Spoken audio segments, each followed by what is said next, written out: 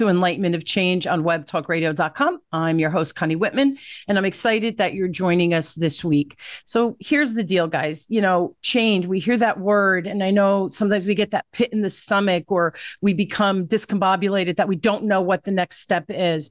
At the core of every change I've experienced in my life, it really boils down to having effective communication skills so that you can be understood, and then it creates ease and grace with whatever that change is. So in the show notes, you'll find my communication style assessment. That's my gift to you.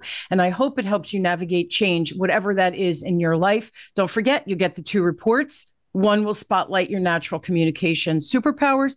The secondary is your lowest score, which is typically a blind spot. So please read them, and I hope you enjoy them, but you have to go to the link and then take the assessment. So again, my gift to you. Now, my guest and I, our conversation today, obviously is about business, but I picked a quote by Richard Branson, who I think is a brilliant business leader out there.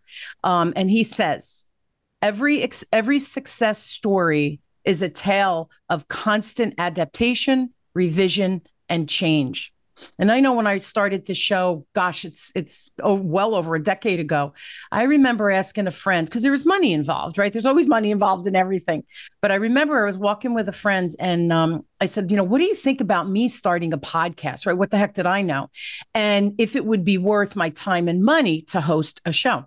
Her response was so simple and made so much sense because for me, it was the forest from the trees situation, right? I couldn't see the forest anymore because I was stuck in the weeds. And she said to me, do you have an hour or 2 each week to host the show from a time element? Yeah, I do.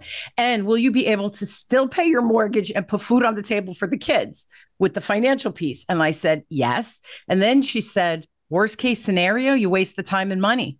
Can you live without that? Yes. And then finally, she said, what if you became an international phenomenon? And that's what happened. So we stop ourselves when change comes instead of pulling ourselves out from the forest of the trees. So how do we navigate change, I think, is real. And I think my guest today and our conversation is going to help you. So who is this wonderful guest I have from across the pond? His name is Colin Scotland. Colin is an AI marketing coach who helps conscientious entrepreneurs master AI for authentic, value-driven business success. So Colin, thank you so much for being on. And I'm excited about our human communication, but how that AI component really is impacting us personally and business, right? Absolutely. Well, it's a pleasure to be here chatting with you today, Connie. Thank you so much. And yeah, like you, excited by that conversation around constant change, because that's the reality of this life. Yeah. Well, look at AI. Can it change any more quickly? We're changing at the speed of sound. And I think it was Elon Musk said, hey, look, Pandora is out of the box. We can't get it back in.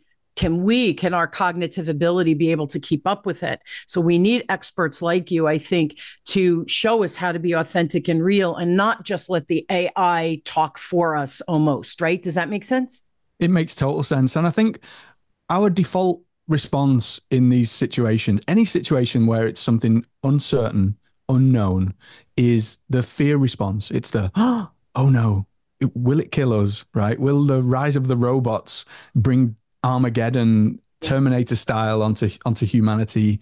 And that's the default response that we see in all manner of change. We're all frightened to a degree of what change and uncertainty brings, whether it's AI or any area of life or business is the same.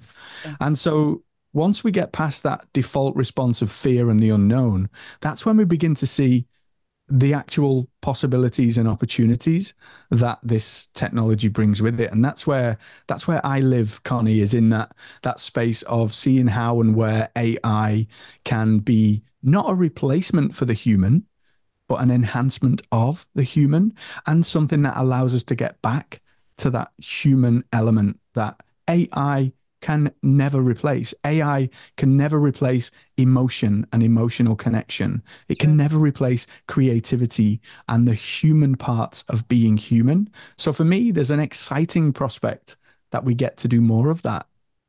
I How love it. cool would that be? Sign me up, right? But here's the thing, and I think you're spot on. It can't think for us. It can't be creative. It can't love for us, right? That's our human side of things. But if AI could save me time, I could spend more time with my family and love on them, right? Versus doing more admin or coming up with a topic. I know I have a newsletter, and every week my assistant says to me, Con, I need 4 tips. And I go, oh, because I have 40 years in sales, Colin. So in my head, when she says it, I go, oh, what tip is relevant? So I go to Chat GBT and I pick a topic, follow up, or whatever it is. And then I put the prompt in, but I don't just copy and paste it. I think, oh, I like that idea. And then but it grounds me so I can write what I want to write based on what they send me. So again, I think it saves us time and angst, but we can't let it replace the human piece of it. So I'm so curious, what led you here? Like, was there some type of internal shift for you or issue that put you on this trajectory of like doubling down on the AI in your life and business? I'm just curious. Yeah, so I've always been passionate about technology, always been really, since I was a young lad. I was about 8. My dad brought a Sinclair ZX Spectrum home in about 1982 or something like that. And he set it up on the TV, old box TV with big buttons that you have to physically push in, right? And I remember staring at the TV, mesmerized at this thing that was happening on the TV, these little rubbishy graphics, and thinking, oh, wow, the world is going to change now. I was just captivated. And I've been captivated like that by technology throughout the rest of my life, right? It's kind of punctuated almost everything that I've done. And then later it was e-commerce. I set up an e-commerce business because I love to learn how to build a website, because I'm just all in on technology. And then a couple of years back, I've been playing with what's called generative AI, which is what ChatGPT is, since its inception, since it first became a thing. And initially, as a marketer, it was like, oh, well, we've got all of these ideas for newsletter topics and stuff like you said, or headlines or writing copy. And that was the draw to me. And then when ChatGPT came out in its current form, almost a couple of years back now, I'm not sure the exact date, it was I did what you've just shared there, Connie. I put something in and it gave me something back. But I didn't look at it to go, hey, give me something. I looked at it and it sparked something in me. It sparked that excitement of the 8-year-old boy again. And it was like, oh, so tell me about that. And I consider myself a spiritual explorer, right? So I was talking about Zen Buddhism, and I was asking it a question around how this relates to the teachings of Krishna. And I was like, oh, I never even knew that was a thing. So it just it lit up areas in me that literally made me feel like that 8-year-old boy again. And at that point, I knew that I was facing the same complete sea change in the world that we saw with the advent of gaming technology and personal computers back in the early 80s.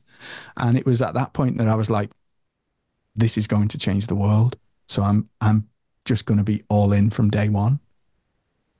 See, I need tech geeks like you, because I'm a lot older than you. We were talking about that before, but it's so funny because I meet peers of mine, right? The tail end of the baby boomers, and they say things like, oh, the technology, I'm not good at that. And I said, well, then you're going to become irrelevant really fast, because we can't afford to not understand. I'm never going to be an expert with technology because I just didn't grow up, right? Like you're much younger. My kids, something will happen on the TV and my son will go, oh, mom, click, blah, blah, blah. I go, huh? And then he'll come and he'll do it. And I'll say, no, show me that. Okay, that looked easy. Show me. And now I can duplicate that. So my husband laughs because he, usually the guy's got the remote. But my son takes the time to teach me because I'm interested. I'm the one who has to do all the fixing when things don't work between the cable and the TV and whatever's happening. But we have to stay relevant, Colin. And that, I think, by burying our head, the world is still moving on. And I, as a business owner, or even people, I have a lot of employees and corporations that follow me, right? Not stay-at-home moms, more of the working mom or the working dad. And I think that we have to remain relevant. And technology is the next frontier, if you will, that I think we need to understand it, use it, Even if I don't become the expert at it, I have to understand it, because how is that going to impact my business? How can I use it to grow my business? So by burying my head because I'm older, that's not an okay answer for me. You see what I'm saying? Oh, definitely. And you said something really, really that lit up something in me. You said, I'm interested. When your son's showing you how to operate the remote, I'm interested. That for me is the key. It's not, we don't have to be expert in what we do already, just by the use cases that you've shared with me of how you're using ChatGPT as a starting off point to then spark your creativity. That's quite an advanced use case. Most people are just like, write me an email and they're getting duff information out, right? And it's not going very far. So the most important part in all of this is our ability, whether it's change, whether it's technology, whatever, is our ability to remain curious and inquisitive. And if we can cultivate that in us, doesn't matter what comes, because whatever comes, we're not going to freeze in fear response. We're going to look at it with playful curiosity, and we're going to go, oh, so how might that work? And how might that fit into what's going on here? The reality is this change is happening whether we like it or not. The earth is spinning on its axis. The sun comes up, the sun goes down, the stars, we spin around in space, water moves, tides move, the air in our body, the blood in our veins, everything's constantly moving. That's the nature of life, right? And the more that we can adapt to that and be adaptable, that for me really is the key in all of this. So I loved when you said I'm interested, because that is the starting point of all of this. You have to have that interest. Otherwise, it will just pass you by, won't it? Yeah, and you don't even realize that it's passed you by, and all of a sudden you really are irrelevant to whatever the business you're in, and that's okay if you're ready to retire or whatever. But like I feel, and here's the thing too, Colin. It's interesting, as we age, each decade of life, I feel like you learn something in each decade that really kind of gets you to the next level, whether it's spiritually, business related. There's a decade of, and at the core, there's always something. But as I'm aging and I'm approaching, right, that retirement perspective, I keep saying to my husband, I know I don't want to work this hard forever. Like that, I want to be with my grandkids and I want to help my kids babysit. Like that's going to become, I'm not there yet, but that's going to become important to me. But I still want to work. I still want to add value and help people, even if it's volunteering somewhere. To just stop and not do, me personally, that's not how I'm wired. The word curious, I love that word. And I remember when I started my podcast, again, the producer, she and I became friends, and she started coaching me. And one day she said to me, you know what I love about you as a host? And I said, what? She goes, every time I listen to your show, like I know you, right? She knows me very well.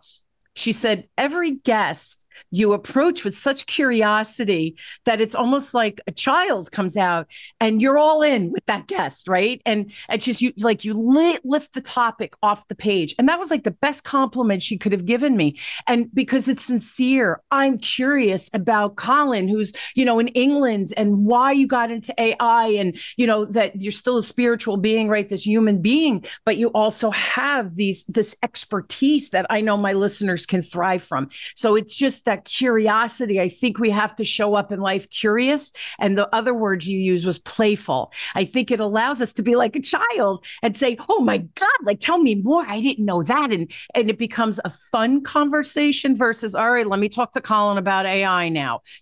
Different vibe, right? There's a different vibe in that. Completely different. Yeah, absolutely. Yeah. Absolutely. What have you found most fulfilling with that? Again, as a kid, right, you were curious about the technology, it kind of turned you on. Now fast forward, what are you finding most fulfilling in your business with this AI and in your life, right, at your life stage, if you will?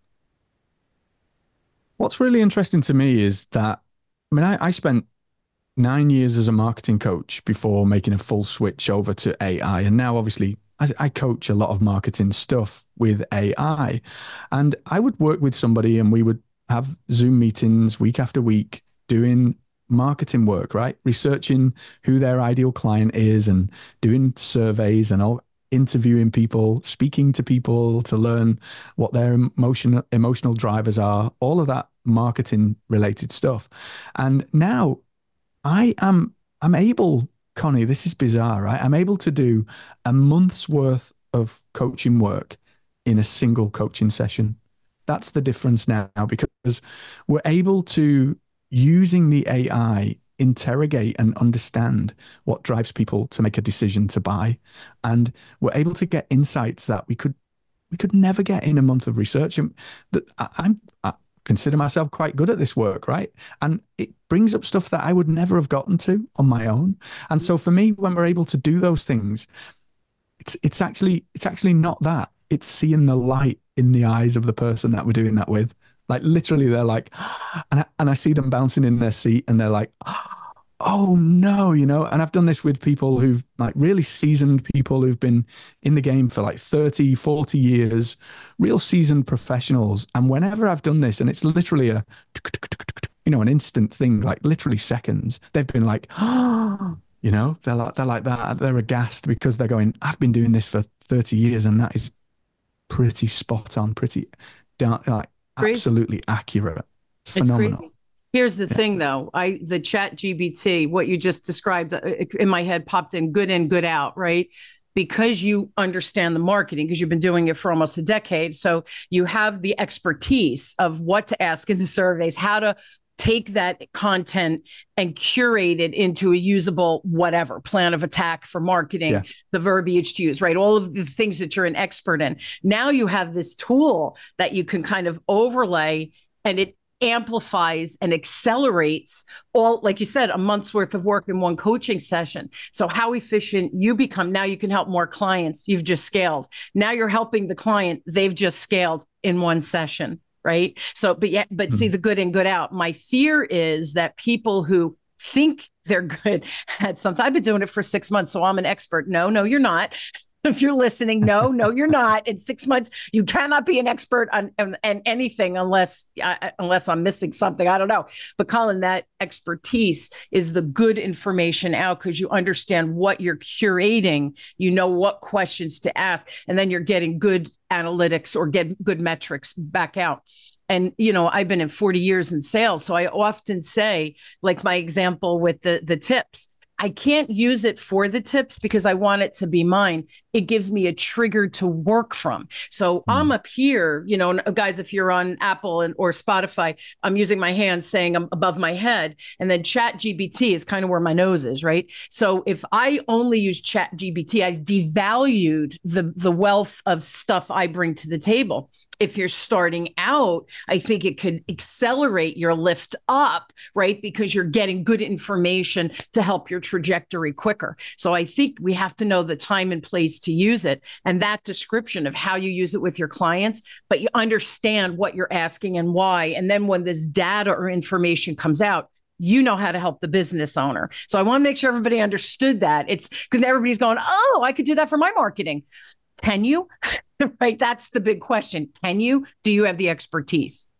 Yeah. And you said good in, good out, right? That's critical in all of this, because if we put garbage in, we're going to get garbage out. And you're right. The background and the understanding of marketing and how to ask those right questions is what's getting me those really good results fast, right? Of course. Yeah. But then the thing with that is, the reality now in the world that we're living in today is that we all have to learn a new skill, the skill of prompt engineering, the ability to put good into AI in order to get good out. Just like we all had to learn how to write emails back in the day, right? When email became a thing, when everything, I remember when everything was paper, right? And it was all written and typed, and there would be typing pools, and that's no longer a thing. Everybody now has to have that skill of email writing. It's a part of life. AI, prompting AI, that's a thing as well. That is the new skill. I call it the new superpower. So your ability to learn how to instruct, because there are really simple things that you can do to become a Superman, if you like, in prompt engineering very quickly. It's not difficult. It just takes a little bit of concerted effort and that playful curiosity that you spoke about, Connie. Yeah. And I think if you do have an expertise, right, and then how can we use, I think that's the big question everybody should be thinking. Here's my expertise, operations, marketing, IT, it doesn't matter. There's my expertise. How can I utilize or leverage AI to amplify, scale, whatever your role is. But I think we have to understand the two. But first, you have to understand what is the expertise, and then how can I marry that to the AI, whatever that AI is. And years ago, I remember, gosh, in sales, everything was manual when I started. So I had a tickler file follow-up system, a Pentaflex of 1 through 31, and then January through December. So if I spoke with you and you were a lead and I had a follow-up in 3 months, I wrote it on the index card, and then I would put you in my 3-month file, right? So I would put you in September. And now we have Salesforce and all these other CRM systems. It's the same context. That saved us so much time because now it populated into my Outlook, and I didn't have to think about going to the pen. It would show up on my email or on my computer. So again, by burying our head and saying, oh, I don't use calendars, I use my Pentaflex, you're like a caveman. And I think we're wasting so much time doing it the old way. Now again, I'm not saying throw the baby out with the bathwater. Some of the old things that I teach and that I do, it still works because we're humans dealing with humans. So at the psychology of the human is still the same, but the tools to get there, we have to leverage the AI so we can become more efficient and serve bigger and better and faster. And I think we need to do that cumulatively in business, right? Oh, 100%. I use a phrase like further, faster, deeper. Bigger, better, cheaper, right? All of those things now become possible. I remember in business school, we learned it was a kind of rule, right? You can have it, I might get it wrong, but you can have it fast and you can have it cheap, but the quality won't, like That's cost, right. price, and quality, right? This triangle. Yeah. I remember the professor drawing a triangle on the board, and he would say, pick two. You can have good quality and you can have it fast, but it won't be cheap, because in order to do that, you've got to put more resources behind it, and therefore it's going to cost more. The AI now is breaking all of those rules, and it's allowing us to have things better, faster, cheaper. And it's allowing us to just change the mold of how we operate and do business. And so this mold is changing whether we like that or not, right? And the key here is really our ability to adapt to that change, whether we're still using the old paper systems and not embracing the thing or not, right? It's like that's just that's a thing that has to happen inside of us. That doesn't come from the outside in. Sometimes it's forced on us. You will use this system, you will use this software. That's right. But for the most part, we can get ahead of that. We can decide to get ahead of that, can't we? And so it's interesting because everybody's listening saying, well, yeah, but, he's been in the technology and, for years. And so, he's been using this stuff, and that's why it's easy for him. Have you seen your own personal growth within your business, right? Because you've been in business a long time. So your business and the AI, have there been like, holy moly, look what I just did for self? You know what I mean? Every day I am literally fishing around the floor of my office for the top of my head because it's been blown off. Like, honestly, I've been mind blown. I'm going to use that. Every single day, like in client conversations, in my own business, in the things that I'm doing and exploring. I like to try and cultivate what they call, the Buddhists call beginner's mind. So this sense of just approaching things like a complete beginner with that curiosity. Curiosity is the precursor to creativity, right? So when we can lean into the energy of curiosity, that's when we can tap into that universal, that divine creativity, that creative energy that exists all around us, like tune in the radio station. So curiosity is the gateway into that. And so, yeah, in so many different areas of efficiency, of enhancing the experience for clients, of just thinking differently about me as a business owner, my mentality as an entrepreneur, my mindset, my limiting beliefs. I crafted a prompt that acts as an NLP coach, right? And I kid you not, Connie, I was in tears as ChatGPT was asking me these questions. I was like, and the breakthroughs I had, the breakthroughs I had personally and professionally just from a conversation with ChatGPT, it was phenomenal. Like literally dancing around in the room moments, crying moments. I've had the lot. It's interesting because see, that's the psychology. So now we have blind spots. So we don't know what questions to ask ourselves with business, like what's the next thing, or self, what's the next piece of growth that I need to do for me personally. Forget about business, forget as a mom, forget as a wife, right? You as a spouse, dad, whatever.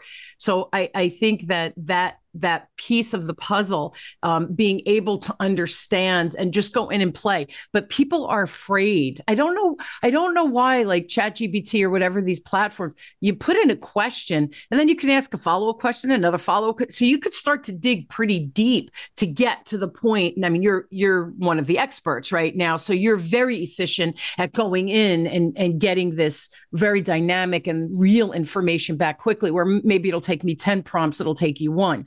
So that's the expertise piece of it. But I think that we're afraid. But what are we afraid of? It's not like you're going to break your computer. It's not going to be you're going to break yourself. If anything, it might, like you said, blow the brain off so that you're on the floor looking for the top of your head. Wouldn't that be a great way to live, right? It's like anything, isn't it? When we see something that's strange and we don't understand it, we in the fear response that we spoke about at the start of our conversation, it's getting around that and realizing that this thing isn't going to come and eat us, right? It's something that's there that we can use to our advantage. Yeah. And in using it to our advantage, we can be more human. We can have more human interaction as a result of the tool, the technology. It allows us and affords us the luxury. I remember when I was a kid, my mum used to tell stories of the manual washing of clothes, right? You would have a day of washing of clothes, right? And you would they would go and it would be a whole day thing, and they would be all over the place. And I grew up in working class Liverpool, and it was a thing. Like that was the day, was wash day. And now we don't even think about that, do we? We just get clothes, stick them in the machine, and then they come out 30, 40 minutes later, ready to put in, to dry off. It's like everything changes. And so with that, this is no different. This is no different. And it's just about us taking ourselves outside of what we see and what we realize to be reality. And again, AI can help with that. So coaches, mentors, they're really useful and really valuable. And I always have a coach. I always have a mentor, and I always have a team of people around me that have been there and know how to walk the path and can guide me. And I think that's critical. AI can also play a role in that as a thinking partner. What am I missing? I'm working on this project. I've got X, Y, and Z. What might come sideways and like literally knock me off my chair because I haven't even thought about it? What can I learn from another discipline? What can I learn from the field of philosophy that might help me in this sales scenario? What can I understand about stoicism that might help me in my next client call? And these are like interconnecting things that we could never have done on our own. I remember, Connie, when I was a young lad, going to a library to do my homework from school, like rushing to the library after school because there was one book in the library that would have the content in that I needed. And there was 30 kids in my class. So we'd all literally race to the library to get the book. And then inevitably, I would never got there on time, and the book wasn't there. And when it was there, it was literally a paragraph or a sentence or two of text on the topic that we had to then write an essay on. And that's like, that was that. So I just end up making it all up, making up whatever I was doing because the resources You were one of those. Yeah, I was one of those. My teacher called me a maverick. So I quite like that. But now we've got the benefit of all of the knowledge of all of humanity. Yeah. All of humanity, not just one discipline or one book or one library of books, even all of humanity, the sciences, everything, anything and everything that you could think of. And it's all there for us to make those connections with. So we naturally restrict ourselves. Like I would look at that book, that paragraph in that book, and think, oh, I've got nothing here now, right? If AI existed back then, just imagine what I could have done looking, if it was geography, for example, understanding literature or Shakespeare or the sciences and seeing how and where there are parallels in that. I was looking at something with a client who is in the health and wellness space, and they were looking at the emotional drivers and the resources around mindset when it comes to our health and our well-being. And we looked at ChatGPT, and everything that they wanted to do has already been done in sports psychology. So it already exists in a different field. And it's like, now we're able to draw these parallels and make these connections that we just couldn't make before. So it is such a beautiful thinking partner in that sense. And that's not a typical use case. People think, oh yeah, I've tried to write an email with it and it was meh. Limiting. See, it's a limiting Yeah. perspective. It's funny. And I love the story about the text, running to the library and you get a paragraph and it's like, that's it. What do I do now? So then we did the fluff, right? We added the fluff to the paper. Yeah. And now we have, it's almost, we have too much information. So this is why I love having people like you on, Colin, because you have that really deep marketing background. Now you have the AI tool, which you've just doubled down, tripled down on, that you've become an expert. Again, for what's available, you're still an expert over, meat, for instance. I don't use it to the extent you do with clients. But I'll tell you, the combination makes you even more valuable because you understand the process of marketing, but you understand the volume of content.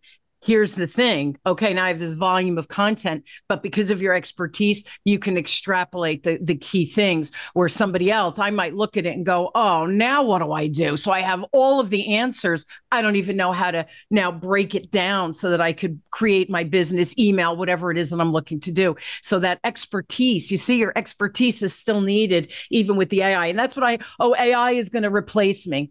Is it?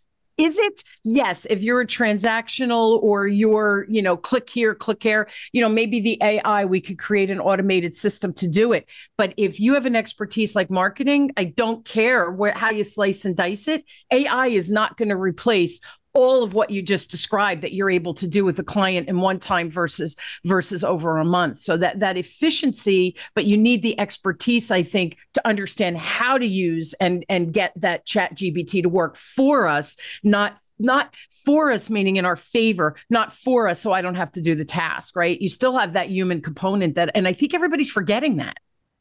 Yeah, that's an important distinction. It's for us, not replacing us in that sense. Right. Now, look, let's be real. If you're sat in the equivalent of a typing pool right now, and emails just come along, and we no longer need paper or typed letters anymore, that role is going to be redundant, isn't it? It's not going to be a thing now.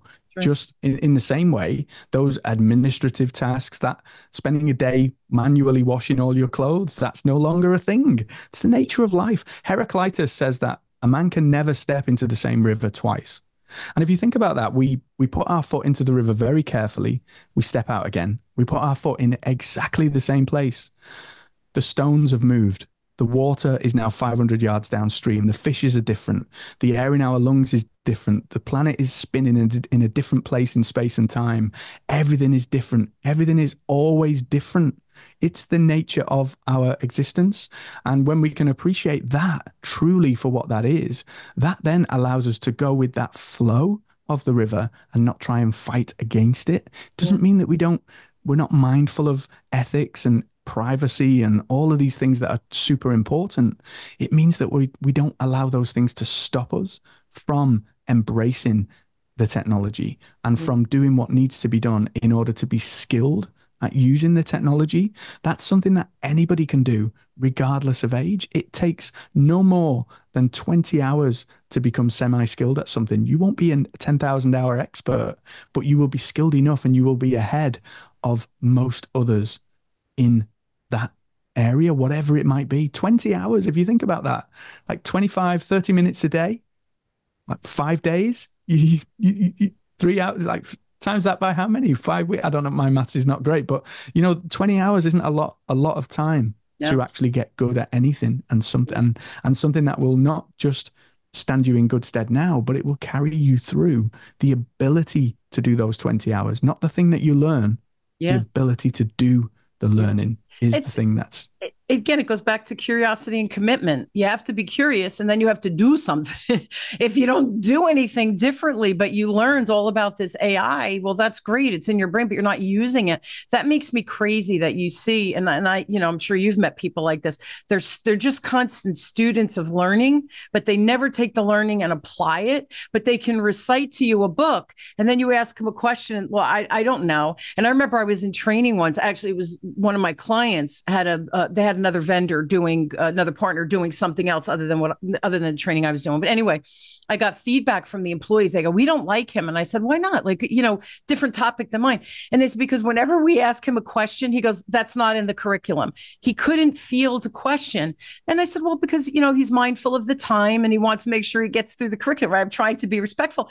And they go, "Yeah, but we ask you a question and you stop and you say, 'All right, wait, I'll cut something else out, but this is a really important question. You need the answer to that.'" And they said, "And you're able to field the question." He's not. And I laughed. I didn't say this, but I thought, because he's not an expert. He bought a program. He's selling the program. He's teaching the program, but it's not his program, right? So he doesn't really know. So when you ask him a question, he doesn't even have the capacity to figure out how to give you a real answer other than theory of what he learned. So we become these students. And for me, yes, we have to keep learning and changing, but the change comes when we implement whatever it is that we learned. And like you said, if I can look at this, I know my expertise is marketing, but how does psychology, how does philosophy affect this business owner I'm working with, or this topic I'm trying to write a newsletter for a publication, whatever it is?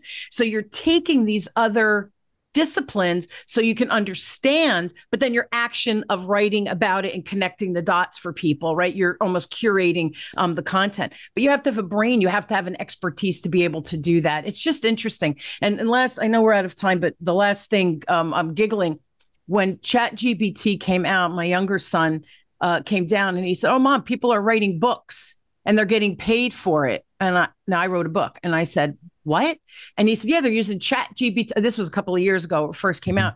And I said, "Well, how good is the book?" He goes, "I don't know, but they're getting paid for it." I go, are they making money off that? Because I'm telling you, if you pick up a ChatGPT book, it's garbage. If I pick up a book by Colin that used ChatGPT for research and bringing philosophy and other disciplines in, oh, that's going to be an interesting book. So you see, I think we have to stay in our lane with our expertise, but we have to explore this massive world out there and bring it to our business, just like you've done so beautifully.